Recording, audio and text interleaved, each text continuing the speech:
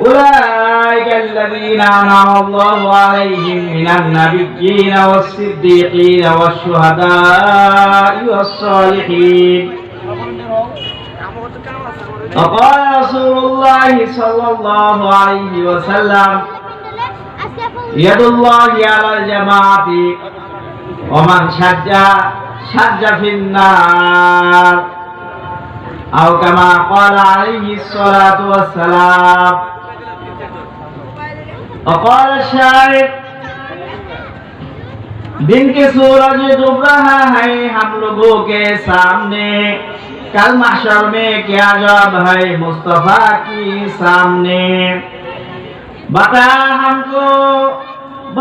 हमको तेरी राह किस तरफ है, तेरी राह पर चला हमको खुदाया। बुजुर्गी की नहीं हमको जरूरत, बुजुर्गी की नहीं हमको जरूरत, गुलाम अपना बना हमको खुदाया।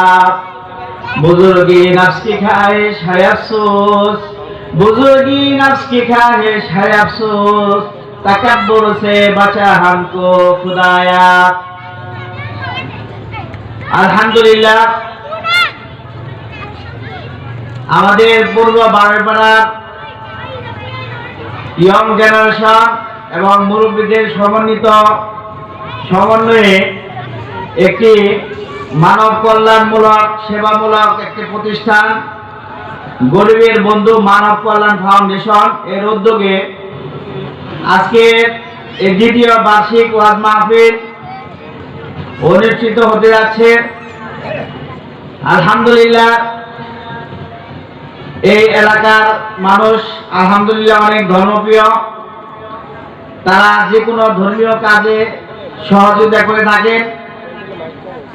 এরই পরিপ্রেক্ষিতে আজকের এই ওয়াজ মাহফিল,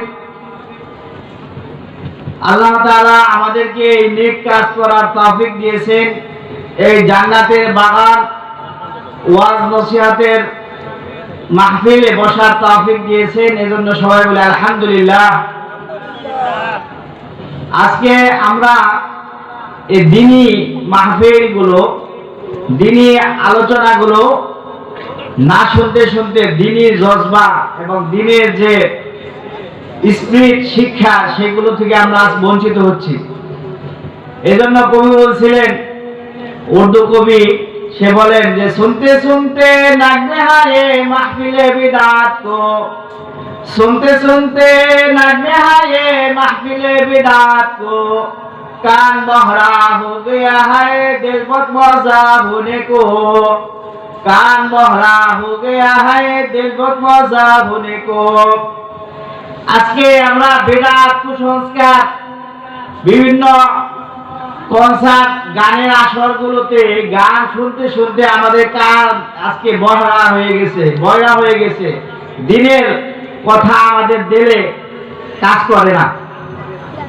এখন তো বলতে শোনা যায় যে আগেকার মাহফিলগুলোতে কত হেদায়েত হইতো, কত মানুষ দিনের পথে আসতো, কিন্তু এখন তো মাহফিল রুসুমে পরিণত হয়েছে, এখানে মাহফিল থেকে কোনো ফায়দা হয় না। ফায়দা হবে কিভাবে? আমাদের নিয়তই তো গরমিল, আমরা যেন আসি, আমরা তো হেদায়েত পাওয়ার নিয়তে আসি না, আমরা তো সেই কুরআন সেই হাদিসের আলোচনায় হচ্ছে। কবি বলেন, सुनते सुनते नगमे आए महफिले बिदात को, कान बहरा हो गया है दिल बहुत मौजा होने को। আজকে আমাদের দিলের খোরাক, দিলের চাহিদা এবং মনের যে জল্পনা এটার চাহিদাই ভিন্ন। এই মাহফিল দিনের কথা আমাদের দিলে ভালো লাগে না, শুনতে ভালো লাগে না।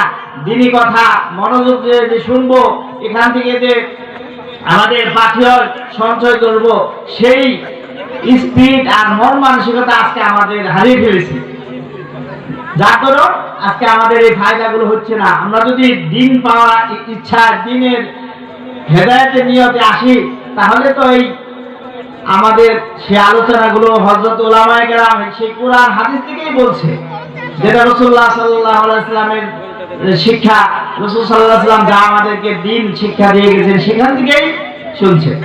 এজন্য কবি বলে রাহিয়া রসমে আজা রোহে বেলালি নাহি রাহিয়া রসমে আজা রোহে বেলালি নাহি ফালসাফা রাহিয়া তালকিন গাজালি নাহি ফালসাফা রাহিয়া তালকিন গাজালি নাহি। আজকে আজানের সেই কণ্ঠ, আজানের সুর আমরা মিনার থেকে শুনি, প্রত্যেক নামাজের অর্থেই আজানের ধ্বনিত হয়, আজান আমাদের কানে আসে। কিন্তু রোহে বেলালি, সেই বেলাল মসজিদে নববীর যে মুয়াজ্জিনুর রাসূল সাল্লাল্লাহু আলাইহি ওয়াসাল্লাম, যে রাসূলুল্লাহ সাল্লাল্লাহু আলাইহি ওয়াসাল্লামের কর্তৃক যে মুয়াজ্জিন বেলাল রাদিয়াল্লাহু তাআলা আনহু, সেই বেলাল রাদিয়াল্লাহু তাআলা আনহুর সেই দিলের যে তামান্না, দিলের যে কান্না, দিনের জন্য দরদ, সেই দরদটা আমাদের আজানের সাথে বেশি আসে না। আর ফালসাফা, দর্শন শাস্ত্র রয়ে গেছে, এটা চর্চা হইতেছে। কিন্তু রোহে গাজালি রহমাতুল্লাহি আলাইহি ইসলামের দর্শক ছিল, দার্শনিক, উনি অনেক বড় মুহাক্কিক মুদাক্কিক আলেম ছিলেন। তো তিনি দর্শন শাস্ত্রের মাধ্যমে ইসলামের সমস্ত বিধিবিধান মানুষের সামনে প্রকাশ করেছেন। সে দর্শন শাস্ত্র তো আমরা পড়ি স্কুল, কলেজ, ভার্সিটিতে, কিন্তু সেই দর্শনের সাথে আমার রব খালেক মালিকের আলোচনা, আমার সৃষ্টিকর্তাকে, সেটা আমরা জানি না বা পড়ি না, যার কারণে আমাদের এই দুর্দশা। এই গরিবের বন্ধু মানব কল্যাণ ফাউন্ডেশন, এটা একটা সেবামূলক প্রতিষ্ঠান।